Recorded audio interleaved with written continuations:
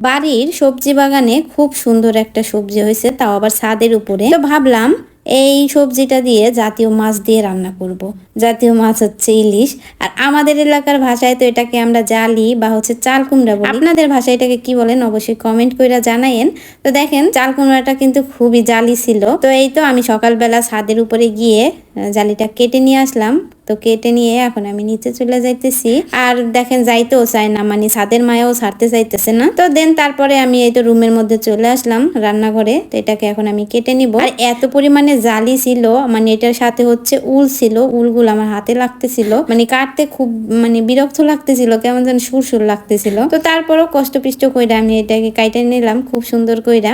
তা আপনাদের এলাকায় এই সবজিটাকে কি মাছ দিয়ে রান্না করেন অবশ্যই কমেন্ট কইরা জানেন। এটা কিন্তু ইলিশ মাছ দিয়ে এই সবজিটা বেশি ভালো লাগে। দেন আমি তারপরে এই তো এটাকে সবজিটা খুব ভালো করে কাইটে নিলাম।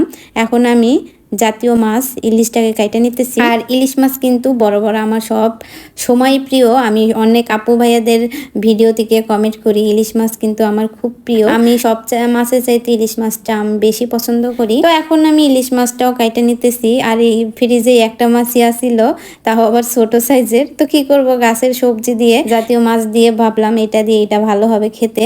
তো এখন আমি সবজিটাকে খুব ভালো করে পরিষ্কার করে ধুয়ে নিতেছি।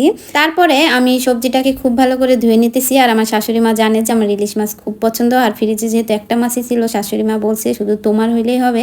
তো দেন আমার জন্য রান্না করলাম, আর যে খাই। তো এই তো আমি তারপরে চুলাতে চলে আসলাম, কড়াইতে তেল দিয়ে দিলাম, তারপরে পেঁয়াজ কুচি দিয়ে দিলাম, মরিচ দিয়ে দিলাম। এখন এটা একটু বাদামি কালার হয়ে আসলে এটার মধ্যে আমি বাটা মশলা দিয়ে দিলাম রসুন বাটা, দিয়ে দিলাম পেঁয়াজ বাটা। আসলে যা যা আর কি উপকরণ লাগে। আর ইলিশ মাছে বেশি মশলা দিতে হয় না, তো আমিও কিন্তু খুব অল্প পরিমাণেই দিতেছি সব কিছু। আর ইলিশ মাছটাকে আপনারা কিভাবে রান্না করেন অবশ্যই কমেন্ট করে দিয়েন। আর আমার রান্নাটা যদি ভুল হয়ে থাকে অবশ্যই ক্ষমা সুন্দর দৃষ্টিতে দেখবেন, কারণ আমি এখানে কোনো রেসিপি তো বলতেছি না, জাস্ট আমি ভিডিওটা আপনাদের সাথে শেয়ার করতেছি। তো মাছটাকে এখন আমি মশলার সাথে খুব ভালো করে কষিয়ে নিব।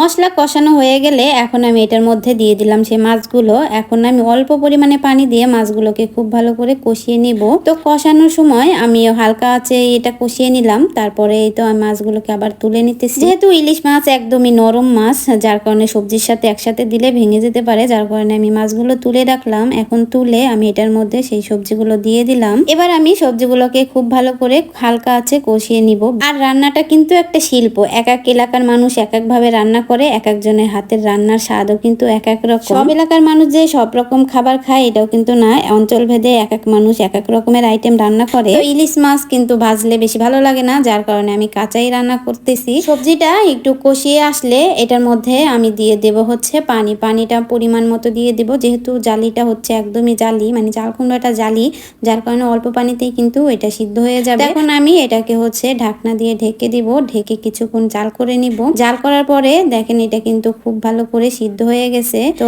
এখন এটার মধ্যে আমি দিয়ে দিব সেই কষিয়ে রাখা ইলিশ মাছগুলো। অনেকে না কষিয়ে শুধু ইলিশ মাছটাও এটার মধ্যে দিয়ে দেয়, সেটাও আমি জানি, সেটার একসাথ এটার একসাথ। গাছের টাটকা সবজি দিয়ে জাতীয় মাছ রান্নাটা কেমন হয়েছে অবশ্যই কমেন্ট করে দিয়েন। আজকের মতো